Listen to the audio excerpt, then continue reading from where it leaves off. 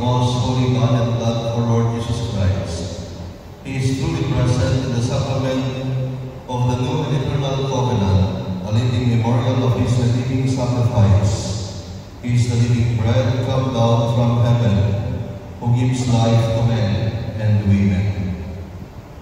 In order for us to be worthy in this celebration, let us first acknowledge our sins and ask the Lord for pardon and strength. I confess to Almighty God and to you, my brothers and sisters, that I greatly sin in my thoughts and my words, in what I have done and in what I failed to do, through my fault, through my most grievous fault. Therefore I ask Blessed Mary, ever Virgin, all the angels and saints, and you, my brothers and sisters, to pray for me to the Lord our God. May Almighty God have mercy on us, forgive us our sins, and bring us all to life everlasting. Amen.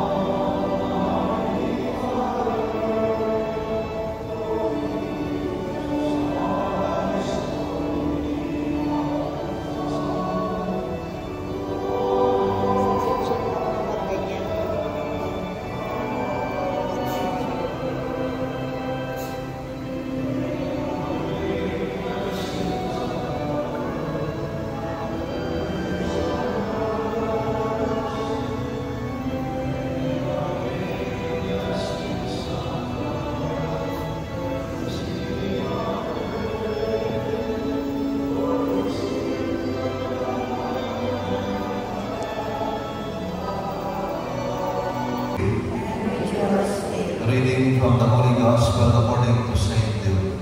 Glory to you, Lord.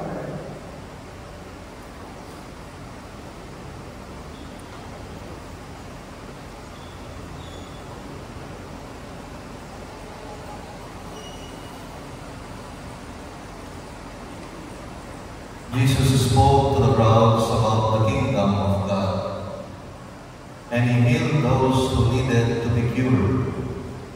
As the day was drawing to a close, the 12 approached him and said, "Dismiss the crowd, so that they can go to the surrounding villages and farms and find lodging and provisions, for we are in a deserted place here."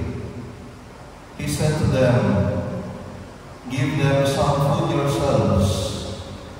They replied, "5 loaves and 2 fish are all we have, unless we ourselves go and buy food for all these people." Now, the men there numbered about 5,000.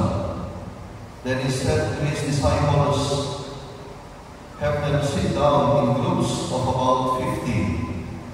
They did so and made them all sit down. Then taking the 5 loaves and the 2 fish, and looking up to heaven, he said a blessing over them, broke to set before the crowd. They all ate and were satisfied.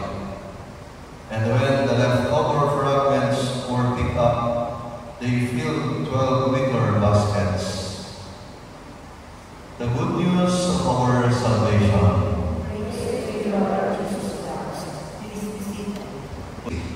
Or the solemnity of the body and blood of our Lord Jesus Christ. This is Jesus' greatest gift to all of us, especially the Holy Eucharist.